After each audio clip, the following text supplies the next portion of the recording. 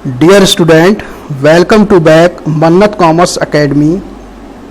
आज मैं आपको स्पीयर मेंस रैंक कोरिलेशन का पार्ट 3 बताने जा रहा हूं। इससे पहले अगर आपने मेरे चैनल को सब्सक्राइब नहीं किया है तो प्लीज़ मेरे चैनल को सब्सक्राइब कर दें, जिससे कि मेरे अपलोड होने वाले वीडियो की नोटिफिकेशन सबसे पहले आपको मिल जाए। तो देखिए, इससे पहले वीडियो में मैंने आपको पार्ट फर्स्ट और पार्ट सेकंड बताया था। पार्ट फर्स्ट में मैंने बताया था कि जब रैंक आपको दी हो तो क्वेश्चन किस तरह से सॉल्व किया जाता है, और पार्ट सेकंड में आपको रैंक निकालना पड़ती थी।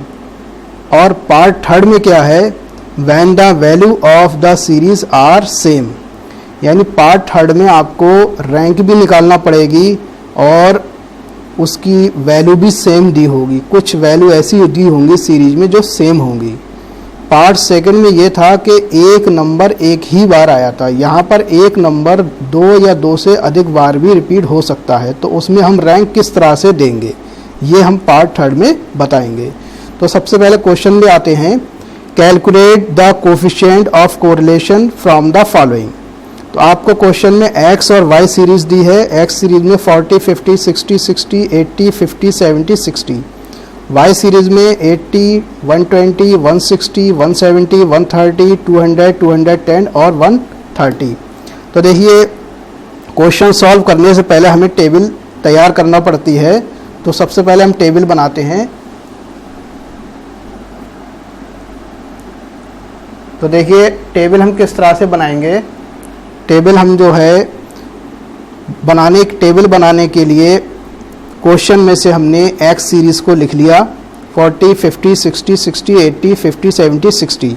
उसके बाद वाई सीरीज़ को हमने लिख लिया 80, 120, 160, 170, 130, 200, 210 और 130। देखिए, दोनों सीरीज़ हमने लिख ली। एक्स सीरीज़ को की हम जो रैंक निकालेंगे उसको R1 कहेंगे, और वाई सीरीज़ की जो रैंक निकालेंगे उसको R2 बोलेंगे। तो एक्स सीरीज़ में हम रैंक कैसे निकालेंगे।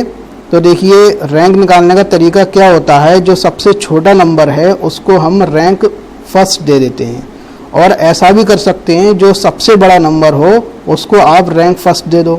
यानी इसको दोनों तरह से किया जा सकता है, बढ़ते हुए क्रम में और घटते हुए क्रम में। तो यहाँ पर मैं आपको इंक्रीजिंग ऑर्डर यानी बढ़ते हुए क्रम में समझाऊंगा। तो सबसे छोटी रैंक जो है हमारी 40 है। 40 को हमने फर्स्ट रैंक दे दी। 40 के बाद हमारा आता है 50। 50 हमारा इस क्वेश्चन में 2 बार आया है। अब इसकी रैंक हम कैसे देंगे। तो देखिए, 50 जब 2 बार आया है और फर्स्ट रैंक हम दे चुके हैं, तो इस 50 को हम सेकंड और इसे थर्ड रैंक ही देंगे। लेकिन सेकंड और थर्ड ना देकर उसका एवरेज जब हम निकाल लेंगे उसी को हम रैंक दे देंगे। यानी फर्स्ट रैंक दे चुके हैं और 50 हमारा 2 बार आया है, तो 50 को सेकंड और इसे थर्ड, इस तरह से हम रैंक देंगे। लेकिन सेकंड थर्ड ना दे करके उसका एवरेज हम निकाल लेंगे। एवरेज कैसे निकालेंगे। देखिए, सेकंड और थर्ड रैंक हमें देना है, लेकिन सेकंड और थर्ड रैंक हम ना देकर उसका एवरेज निकालेंगे। तो सेकंड और थर्ड को हम ऐड कर लेंगे तो हो जाएगा 5, और 2 नंबर हैं हमारे यहाँ पर, तो अपन 2 लिख दिया, 2 से डिवाइड करा, 2.5। तो जो हम रैंक देंगे 50 को वो 2.5 देंगे। तो देखिए, 50 को हमने 2.5 रैंक दे दी और 50 को भी 2.5 रैंक दे दी। अब बारी है अगली रैंक की, यानी 50 से बड़ा क्या आता है 60। 60 यहाँ पर क्वेश्चन में 3 बार आया है। एक ये आया है, एक ये आया है और एक ये आया है। तो क्योंकि हम 3 रैंक तो दे चुके हैं यहाँ पर, अब चौथी, पांचवी और छठी रैंक हमें देना है। यानी 60 3 बार आया है, तो चौथी, पांचवी, छठी रैंक देना है। तो यहाँ भी हम इसका एवरेज निकाल लेंगे, जो एवरेज आएगा उसी को हम रैंक दे देंगे। तो देखिए, हमें जो रैंक देना है वो चौथी, पांचवी और छठी रैंक देना। तो 4, 5 और 6 को हम प्लस कर लेंगे तो हमारा 15 आ जाएगा। 15 को 3 से डिवाइड कर देंगे, क्योंकि 3 नंबर हैं, तो हमारा 5 आ जाएगा। तो जो ये रैंक देंगे हम 60 को 5 दे देंगे। यानी जहाँ 60 आया है वहाँ 5 लिख देंगे, यहाँ भी 5 लिख देंगे और इस 60 के सामने भी 5 लिख देंगे। इस तरह से हमने कितनी रैंक दे दी, 6 रैंक हमने दे दी। अब अगली रैंक हमारी 7वीं होगी। 7वीं रैंक हम कैसे देंगे, जो 60 से बड़ा होगा। 60 से बड़ा हमारा 70 है, उसे 7वीं रैंक दे दी। 70 से बड़ा हमारा 80 है, उसे 8वीं रैंक दे दी। तो ये हमने R1 यानी रैंक फर्स्ट निकाल ली। इसी तरह से हम Y की रैंक निकालेंगे जिसे R2 बोलेंगे। तो Y में सबसे छोटा नंबर हमारा है 80। 80 को हमने फर्स्ट रैंक दे दी। 80 से बड़ा है 120, उसको हमने सेकंड रैंक दे दी। 120 से बड़ा है हमारा 130, लेकिन 130 यहाँ पर 2 बार आया है। अब इसको भी वैसे ही करेंगे, क्योंकि हम फर्स्ट और सेकंड रैंक दे चुके हैं, थर्ड और फोर्थ रैंक हमें देना है। तो हम थर्ड और फोर्थ रैंक तो नहीं देंगे, बल्कि उसका एवरेज निकाल लेंगे। तो देखिए, थर्ड और फोर्थ रैंक का एवरेज कैसे निकालेंगे हम? 3 और 4 को ऐड करा, 7 हो गए, और यहाँ पर 2 नंबर हैं तो 2 से डिवाइड कर दिया तो 3.5 आ गया। तो जो हम 130 को रैंक देंगे वो 3.5 की रैंक दे देंगे। यहाँ भी 3.5 की रैंक हमने दे दी। तो अब इस तरह से हम 4 रैंक दे चुके। एक फर्स्ट रैंक दी, सेकंड रैंक दी, थर्ड रैंक दी, फोर्थ रैंक दी। अब हम 5वीं रैंक देंगे। 5वीं रैंक किसे देंगे? जो हमारा 130 से बड़ा होगा। 130 से बड़ा 160 है, इसको 5वीं रैंक दे दी। 160 से बड़ा हमारा 170 है, इसे 6ठी रैंक दे दी। 117 से बड़ा हमारा 200 है, इसे 7वीं रैंक दे दी। 200 से बड़ा हमारा 210 है, इसे 8वीं रैंक दे दी। इस तरह से हमने रैंक 2 भी निकाल ली। अब हम डी निकालेंगे। डी कैसे निकालेंगे? R1 में से R2 माइनस कर देंगे। R1 हमारा है यहाँ पर 1 और R2 भी हमारा 1। 1 में से 1 माइनस कर दिया 0। फिर 2.5 में से 2 माइनस कर दिया 0.5। 5 में से 5 माइनस करा 0। 5 में 6 माइनस करा -1। 8 में से 3.5 माइनस करा प्लस के 4.5। 2.5 में से 7 माइनस करा माइनस के 4.5। 7 में से 8 माइनस करा माइनस के 1। 5 में से 3.5 माइनस करें तो प्लस के 1.5। अगला कॉलम हम बनाएंगे डी स्क्वायर का। डी स्क्वायर कैसे निकालेंगे? डी का स्क्वायर कर देंगे, यानी डी को डी से ही मल्टीप्लाई कर देंगे। यानी 0 के 0 से करेंगे तो 0, 0.5 की मल्टीप्लाई 0.5 से करी तो 0.25, 0 की 0 से करी 0, 1 की 1 से करी 1, 4.5 की 4.5 से करी तो 20.25, 4.5 की 4.5 से करी तो 20.25, 1 की 1 से करी 1, 1.5 की 1.5 से करी तो 2.25। इसके बाद हमने डी स्क्वायर का टोटल कर लिया, तो ये कहलाएगा सिग्मा डी स्क्वायर। डी का टोटल हमेशा 0 आता है। और y को हमने गिन लिया 1 2 3 4 5 6 7 8, तो n हो गया हमारा 8। x को भी हमने गिन लिया 1 2 3 4 5 6 7 8, n भी हमारा 8 हो गया। अब इसमें 2 बातें इंपॉर्टेंट हैं। देखिए, पहली बात यह है कि जो नंबर हमारा रिपीट हो 2 या 2 से ज़्यादा बार, तो जो हम रैंक लेते हैं उसके एवरेज को ले लेते हैं। दूसरी इंपॉर्टेंट बात यह है कि जो भी नंबर हमारा रिपीट होगा उसको हम स्मॉल m मान लेंगे। जैसे इन x सीरीज में the value of 60 is repeated thrice. x series में जो 60 है वो 3 बार रिपीट हुआ है, and value of 50 is repeated twice, और 50 जो है वो 2 बार रिपीट हुआ है। इन y सीरीज में the value of 130 is repeated twice. y series में जो 130 है वो 2 बार रिपीट हुआ है। तो देखिए, जो भी नंबर हमारा रिपीट होता है उसे स्मॉल m मान लेते हैं। यहाँ पर 3 नंबर हैं 60, 50 और 130 जो हमारे रिपीट हुए हैं। तो रिपीट होने वाले नंबर को हम m मान लेते हैं। अब ये 3 नंबर हैं, पहले को m1 मान लेंगे, दूसरे को m2 मान लेंगे, तीसरे को m3 मान लेंगे। अब देखिए 60 जो है वो 3 बार आया है तो m1 हमारा 3 हो गया। 50 हमारा 2 बार आया है तो m2 हमारा 2 हो गया, और 130 भी 2 बार आया है तो m3 भी हमारा 2 हो गया। अब हम फार्मूला लगा के वैल्यू पुटअप करके क्वेश्चन को सॉल्व कर देंगे।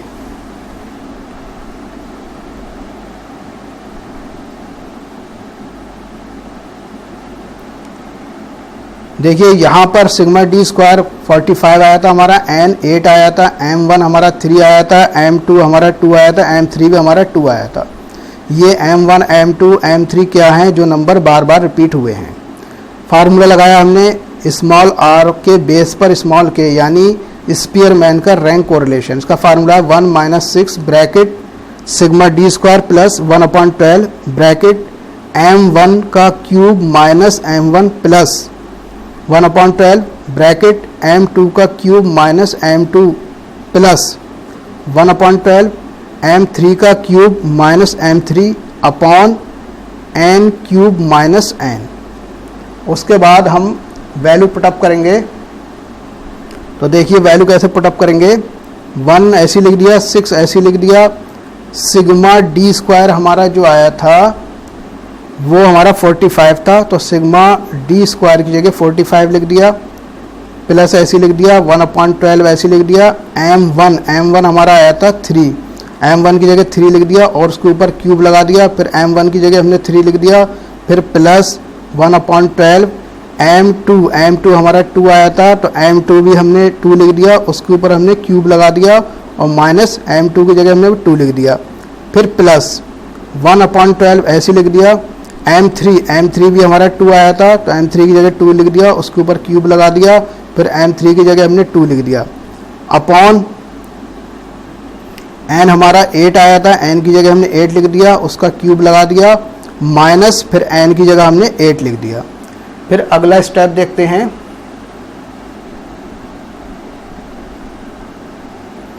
अगला स्टेप देखिए, 1 ऐसे लिख दिया, 6 ऐसे लिख दिया, ब्रैकेट 45 ऐसे लिख दिया, प्लस 1/12 ऐसे लिख दिया। 3 का हमने क्यूब करा, जब 3 का क्यूब करेंगे 3 3 9, 9 3 27, यानी 3 का क्यूब हो गया हमारा 27। 27 में से हमने 3 माइनस करे तो हमारे आ गए 24। फिर प्लस ऐसे लिख दिया, 1/12 ऐसे लिख दिया, 2 का हमने क्यूब करा तो आ गया हमारा 8, यानी 2 2 4, 4 2 8, 8 में से 2 माइनस कर दिए तो आ गए हमारे 6। फिर प्लस 1/12 ऐसे लिख दिया, इंटू 2 का क्यूब हो गया हमारा 8, 8 में से 2 माइनस कर दिए तो 6। 8 का हमने क्यूब निकाला तो 512, यानी 8 को 3 बार मल्टीप्लाई करी, 8 इंटू 8 तो 512 हो गया माइनस 8। फिर अगला स्टेप देखते हैं। 1 ऐसे लिख दिया, 6 ऐसे लिख दिया, 45 ऐसे लिख दिया, 12 से 24 को हमने डिवाइड करी तो 2 आ गया, प्लस 12 को 6 से डिवाइड करी तो 0.5 आ गया, प्लस फिर 12 को 6 से हमने डिवाइड करी 0.5 आ गया। उसके बाद